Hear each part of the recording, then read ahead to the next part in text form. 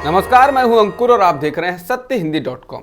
आइए एक नजर डाल लेते हैं अब तक की सुर्खियों पर। नो मनी फॉर टेरर के समापन समारोह में आज तीसरे दिन केंद्रीय गृह मंत्री अमित शाह ने कहा कि मेरा स्पष्ट मानना है कि आतंकवाद लोकतंत्र, मानवाधिकार, आर्थिक प्रगति और विश्व शांति के खिलाफ नासूर है, जिसे हम जीतने नहीं देना है। कोई भी एक देश या संगठन आतंकवाद को अकेला नहीं हरा सकता है। उन्होंने कहा कि अभी हाल में ही सामाजिक गतिविधि की आड़ में युवाओं को कट्टरपंथ बनाकर और उन्हें आतंक की तरफ धकेलने की साजिश करने वाली एक संस्था को बैन किया गया है। मेरा मानना है कि हर देश को ऐसी संस्था को चिन्हित कर उनके खिलाफ कार्रवाई करनी चाहिए। बता दें, इसी साल सितंबर में केंद्र सरकार ने पॉपुलर फ्रंट ऑफ इंडिया यानी PFI संगठन को 5 साल के लिए प्रतिबंधित कर दिया था। बता दें, इस सम्मेलन में पाकिस्तान शामिल नहीं हुआ है। प्रधानमंत्री मोदी और गृहमंत्री अमित शाह ने भी बिना नाम लिए पाकिस्तान पर आतंकवाद को बढ़ावा देने के लिए इस समारोह में हमला बोला। PM मोदी ने कहा था कि कुछ देश अपनी विदेश नीति के हिस्से के रूप में आतंकवाद को बढ़ावा देते हैं। भारत जोड़ो यात्रा पर निकले राहुल गांधी ने आज महाराष्ट्र के बुल्ढाना में कार्यक्रम के दौरान केंद्र सरकार के 3 कृषि कानूनों को वापस ले जाने के 1 साल पूरे होने के मौके पर किसान आंदोलन के दौरान जान गंवाने वाले किसानों को श्रद्धांजलि दी। पार्टी के द्वारा किसानों को श्रद्धांजलि देने के लिए सभा का आयोजन किया गया था, लेकिन इस दौरान कार्यक्रम सभा से कुछ ही दूर पर पटाखे फोड़े गए। इस पर राहुल गांधी ने कहा कि जब हम 733 शहीदों को याद कर रहे थे, इन्होंने पटाखे फोड़कर हिंदुस्तान के हर किसान और उन सबके परिवारों का अपमान किया है। कांग्रेस के पूर्व अध्यक्ष राहुल गांधी के द्वारा विनायक दामोदर सावरकर के बारे में की गई टिप्पणी को लेकर महाराष्ट्र के अंदर सियासी घमासान जोरों पर है। बीजेपी और मुख्यमंत्री एकनाथ शिंदे के गुट ने तो राहुल गांधी पर हमला बोला ही है। महाविकास आघाड़ी में शामिल शिवसेना का उद्धव गुट भी राहुल गांधी के बयान से असहमति जता चुका है। उद्धव गुट के राज्यसभा सांसद संजय राउत तो यहां तक कह चुके हैं कि राहुल गांधी के बयान के बाद महाविकास आघाड़ी में दरार भी पड़ सकती है। द इंडियन एक्सप्रेस के मुताबिक महाराष्ट्र कांग्रेस के नेताओं ने राहुल गांधी से स्पष्ट रूप से मना किया था कि वो यात्रा के दौरान सावरकर की दया याचिकाओं के मुद्दे को न उठाएं।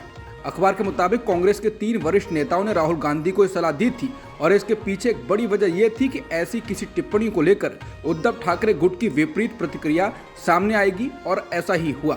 महाराष्ट्र कांग्रेस के एक नेता ने द इंडियन एक्सप्रेस से कहा कि महाराष्ट्र इकाई के नेता किसी भी तरह के विवाद से बचना चाहते थे और उन्होंने राहुल गांधी से कहा था कि अपना फोकस केवल बेरोजगारी, महंगाई और कृषि संकट से जुड़े मुद्दों पर ही रखें।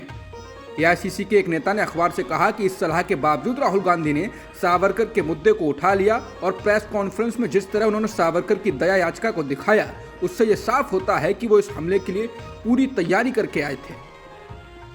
महाराष्ट्र के राज्यपाल भगत सिंह कोश्यारी ने कहा है कि छत्रपति शिवाजी महाराज पुराने युग के हीरो थे, जबकि डॉक्टर आम्बेडकर, केंद्रीय मंत्री नितिन गडकरी नए युग के हीरो हैं।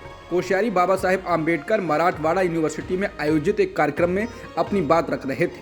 कोश्यारी ने छात्रों को संबोधित करते हुए कहा, जब वो हाई स्कूल में पढ़ते थे तो शिक्षक पूछते थे कि आपका फेवरेट नेता कौन है, तो उस वक्त कुछ लोगों को सुभाष चंद्र बोस, कुछ लोगों को नेहरू, कुछ लोगों को गांधी जी अच्छे लगते थे।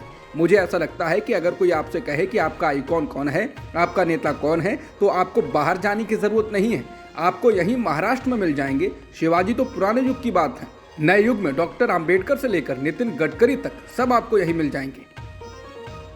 महाराष्ट्र के राज्यपाल भगत सिंह कोश्यारी और बीजेपी के प्रवक्ता सुधांशु त्रिवेदी के टीवी पर दिए गए एक बयान को लेकर कांग्रेस पार्टी ने बीजेपी को घेरा है। कांग्रेस ने सुधांशु त्रिवेदी का एक बयान ट्वीट किया है, जिसमें वो सावरकर द्वारा अंग्रेजों को लिखी गई चिट्ठियों का बचाव कर रहे थे।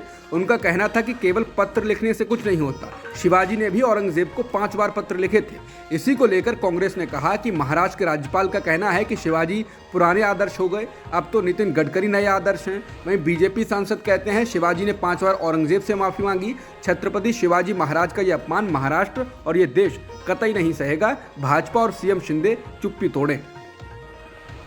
दिल्ली में श्रद्धा वॉकर की भयानक हत्या का मुद्दा अब गुजरात चुनाव में पहुंच गया है। असम के मुख्यमंत्री हेमंत बिस्वा शर्मा ने कच्छ में एक रैली को संबोधित करते हुए चेतावनी दी है और कहा, अगर देश में कोई मजबूत नेता नहीं होता तो आफताब हर शहर में पैदा होंगे और हम अपने समाज की रक्षा नहीं कर पाएंगे।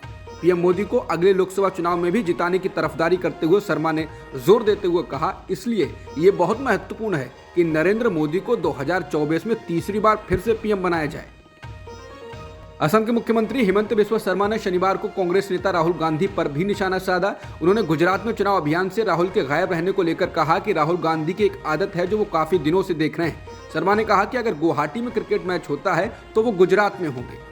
वो गुजरात में भी बैट और पैड लेकर चलेंगे, तैयार होते रहेंगे, लेकिन मैदान में नहीं आएंगे। इसके साथ ही शर्मा ने राहुल के द्वारा सावरकर की माफी को लेकर की गई टिप्पणी को लेकर भी निशाना साधा और कहा कि उनको इतिहास की कम समझ है। उन्होंने सावरकर का अपमान कर घोर पाप किया है। मुझे लगता है कि उन्हें इसके लिए राजनीतिक रूप से भुगतान करना होगा। बता दें, राहुल गांधी ने सावरकर के द्वारा लिखी गई चिट्ठी को प्रेस कॉन्फ्रेंस में पढ़ते हुए कहा था, सावरकर ने अंग्रेजों से कहा था कि मैं आपका नौकर बनकर रहना चाहता हूं।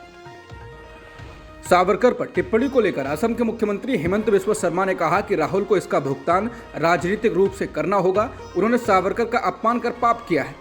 इसके बाद उत्तराखंड के पूर्व मुख्यमंत्री हरीश रावत ने इस पर पलटवार करते हुए कहा कि राहुल गांधी एक तपस्या में हैं, तपस्या का प्रभाव हर जगह दिखाई देता है। उन्होंने कहा कि असम के आगे के चुनाव में भी इसका प्रभाव साफ तौर पर दिखाई देगा। हेमंत बिस्वा शर्मा को सावधान रहना चाहिए। सत्येंद्र जैन के जेल में मसाज वाले वीडियो के लीक होने के मामले में दिल्ली की स्पेशल कोर्ट ने ईडी को नोटिस जारी किया है। कोर्ट ने इसको गंभीर चूक मानते हुए जांच एजेंसी से जवाब देने को कहा।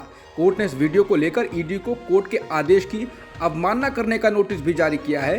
साथ ही पूछा है कि जब आपने पहले हमें सत्येंद्र जैन से जुड़ा कोई भी वीडियो लीक न होने का शपथ पत्र दिया था, तो फिर ये वीडियो सामने कैसे आया है। गुजरात चुनाव में बीजेपी अब करो या मरो की नीति और नीयत के साथ मैदान में उतर पड़ी है। पीएम मोदी आज शनिवार को गुजरात में 3 दिनों तक रैलियां करने वाले हैं। मोदी के अलावा बीजेपी ने 40 स्टार कैंपेनर भी गुजरात में उतार दिए हैं। मोदी की गुजरात में 3 दिनों तक होने वाली रैलियों को लेकर स्थिति अभी साफ नहीं है। किसी ने 6 रैलियां बताई हैं तो कोई 8 बता रहा है और कहीं तो 2 दर्जन का दावा कर दिया गया है। इसी से स्पष्ट है कि रैलियों की तैयारियों की सूचना सिर्फ टीम मोदी के पास है, जो बीजेपी के राज्य स्तरीय नेताओं से अलग है। पीएम मोदी की पहली रैली वलसाड में शनिवार शाम को है। 3 दिनों में वो सौराष्ट्र और दक्षिण गुजरात के क्षेत्रों पर ध्यान केंद्रित करने जा रहे हैं, जहां पहले चरण में मतदान होगा। ये इलाका कांग्रेस का परंपरागत गढ़ है। बीजेपी इसीलिए इस इलाके के मतदाताओं को लुभाने में कोई कसर नहीं छोड़ रही है। सौराष्ट्र में कांग्रेस की धार को कमजोर करने के लिए मोदी उसका अंतिम हथियार हैं।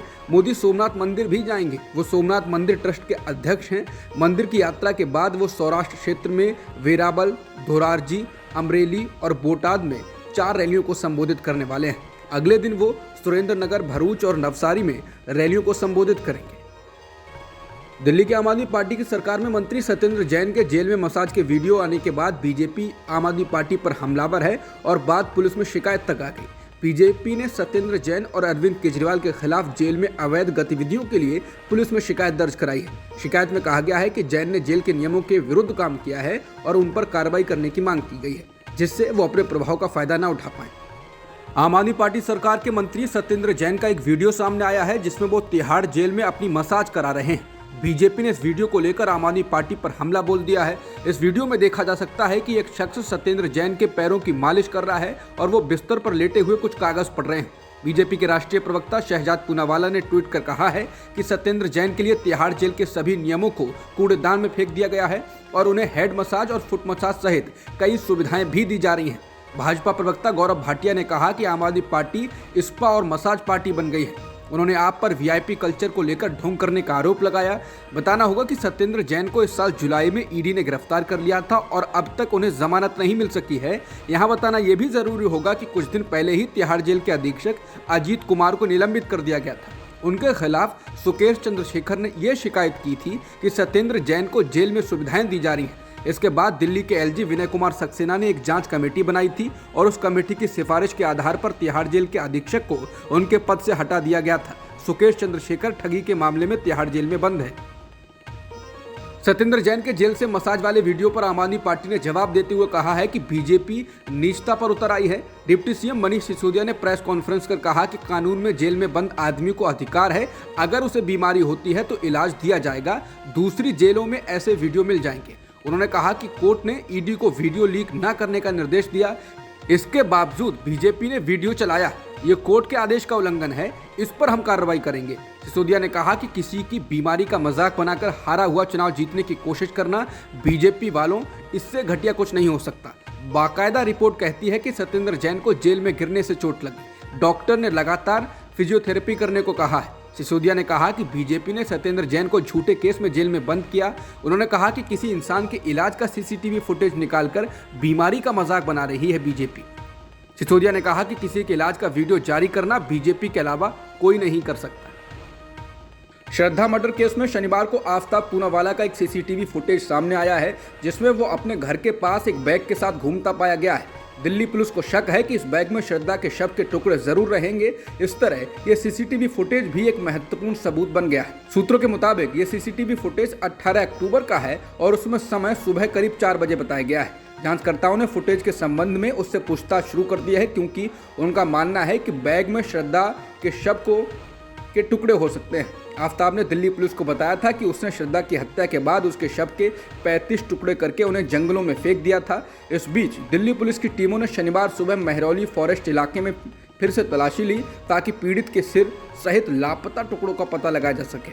अभी तक उस हथियार की बरामदगी नहीं हो पाई है जिससे शव के टुकड़े किए गए थे।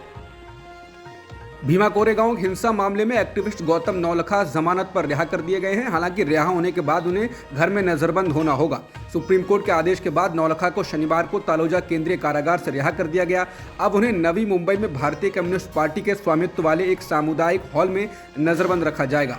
हालांकि एनआईए ने उनको जेल से घर पर नजरबंद रखने का विरोध किया था और कोर्ट का रुख किया था, लेकिन एनआईए की याचिका को खारिज कर दिया गया। रिटायर्ड आईएएस अरुण गोयल को चुनाव आयोग में चुनाव आयुक्त के रूप में नियुक्त किया गया है। राष्ट्रपति द्रौपदी मुर्मू ने इस पर अपनी सहमति दे दी। प्रेस इन्फॉर्मेशन ब्यूरो के मुताबिक राष्ट्रपति ने 1985 बैच के रिटायर्ड आईएएस अधिकारी अरुण गोयल को चुनाव आयुक्त नियुक्त किया है। वो तत्काल प्रभाव से अपना पदभार संभालेंगे। जगदीप धनखड़ के उपराष्ट्रपति बनने के बाद बंगाल में नए राज्यपाल के तौर पर सीवी आनंद बोस की नियुक्ति की गई है और उनके बयानों से लगता है कि वो किसी भी तरह के झगड़े में नहीं उलझने वाले हैं। उन्होंने राज्यपाल का पद संभालने के बाद इंडियन एक्सप्रेस से बात करते हुए कहा कि वो केंद्र और राज्य सरकार के बीच एक ब्रिज की तरह काम करेंगे, जिससे तमाम मुद्दों का हल आपसी सहयोग से निकाला जा सके। उन्होंने कहा था कि मैं चुनी हुई सरकार के साथ सौहार्दपूर्ण रिश्तों की उम्मीद करता हूं। राज्यपाल की भूमिका राज्य के प्रमुख के तौर पर होती है। मैं संविधान के हिसाब से काम करने के लिए अपना पूरा सहयोग देना चाहूँगा। हालांकि बंगाल बीजेपी उनसे कुछ और उम्मीद कर रही है। बंगाल बीजेपी के नेताओं ने साफ कर दिया है कि राज्यपाल को जगदीप धनखड़ की तरह ही काम करना चाहिए। बीजेपी विधायक मनोज तिग्गा ने कहा कि राज्यपाल राज्य का सर्वोच्च संवैधानिक पद है। हम ये नहीं कह सकते कि वो क्या करेंगे, लेकिन राज्यपाल क्या भूमिका निभा सकता है, ये जगदीप धनखड़ जी ने दिखा दिया है। ठीक उसी तरह जैसे टीएन शेषन ने दिखाया कि चुनाव आयोग की क्या भूमिका होनी चाहिए। उन्होंने कहा कि मुझे यकीन है कि जगदीप धनखड़ ने जो रास्ता दिखाया है उसका पालन किया जाएगा। इसके अलावा राज्य विधानसभा में विपक्ष के नेता शुभेंदु अधिकारी ने भी कहा कि उन्हें बहुत उम्मीद है कि आने वाले राज्यपाल धनखड़ के नक्शे कदम पर ही चलेंगे। बता दें, जगदीप धनखड़ और ममता सरकार के बीच लगातार तकरार बनी रही थी। ममता ने उनको हटाने के लिए भी कई बार कहा था और लगातार आरोप लगाया कि वो ममता सरकार के काम में रोड़ा बन रहे हैं। प्रधानमंत्री नरेंद्र मोदी ने आज वाराणसी में काशी तमिल संगमम का उद्घाटन किया। कार्यक्रम में मोदी ने काशी और तमिलनाडु की संस्कृति के बीच समानता का जिक्र किया। मोदी ने कहा कि काशी और तमिलनाडु दोनों शिवमय और शक्तिमय हैं और दोनों क्षेत्र संस्कृत एवं तमिल जैसी विश्व की सबसे प्राचीन भाषाओं के केंद्र हैं। उन्होंने आगे कहा कि एक स्वयं में काशी है तो तमिलनाडु में दक्षिण काशी है। उन्होंने कहा कि हमारे देश में संगमों का बड़ा महत्व रहा है। नदियों और धाराओं के संगम से लेकर विचारों व विचारधाराओं, ज्ञान विज्ञान और समाजों व संस्कृतियों के हर संगम को हमने सेलिब्रेट किया है। इसलिए काशी तमिल संगमम अपने आप में विशेष और अद्वितीय है। मोदी ने कहा कि हमें आज़ादी के बाद हजारों वर्षों की परंपरा और इस विरासत को मजबूत करना था, इस देश का एकता सूत्र बनाना था, लेकिन दुर्भाग्य से इसके लिए बहुत प्रयास नहीं किए गए। काशी तमिल संगमम इस संकल्प के लिए एक प्लेटफॉर्म बनेगा और राष्ट्रीय एकता को मजबूत करने के लिए ऊर्जा देगा। प्रधानमंत्री नरेंद्र मोदी ने शनिवार को अरुणाचल प्रदेश की राजधानी ईटानगर में डोनी पोलो हवाई अड्डे का उद्घाटन किया। ये राज्य का पहला ग्रीनफील्ड हवाई अड्डा है। इस दौरान पीएम ने लोगों को संबोधित करते हुए कहा कि अटकाने, लटकाने और भटकाने का समय चला गया। पीएम ने कहा कि फरवरी 2019 में इस एयरपोर्ट का शिलान्यास हुआ था और ये सौभाग्य मुझे मिला था। हम ऐसा वर्क कल्चर लाए हैं जिसका शिलान्यास हम करते हैं, उसका उद्घाटन भी हम करते हैं। अटकाना, लटकाना और भटकाना वो समय चला गया। एलन मस्क इस समय तमाम विवादों में फंसे हुए हैं। ट्विटर के कर्मचारी मुश्किल हालात का सामना कर रहे हैं, लेकिन इन्हीं सब घटनाक्रमों के बीच एलन मस्क ने पूर्व अमेरिकी राष्ट्रपति डोनाल्ड ट्रंप के लिए ट्विटर पर एक पोल शुरू कर दिया। इस सप्ताह की शुरुआत में ट्रंप ने घोषणा की थी कि वो 2024 में फिर से अमेरिकी राष्ट्रपति चुनाव में खड़े होंगे। मस्क ने यह पोल शुक्रवार देर रात शुरू किया। इसमें ट्विटर इस्तेमाल करने वालों से अपना अपना वोट डालने के लिए कहा गया है कि क्या पूर्व अमेरिकी राष्ट्रपति ट्रंप का ट्विटर खाता फिर से बहाल कर दिया जाए। अभी तक 20 लाख लोगों से ज़्यादा ने वोट डाले हैं, जिसमें लगभग 55% लोगों ने ट्रंप का ट्विटर खाता बहाल करने का विकल्प चुना है, यानी इसका समर्थन किया है। एशियाई कप टेबल टेनिस में भारत की मनिका बत्रा ने ऐतिहासिक जीत हासिल कर मेडल अपने नाम किया है।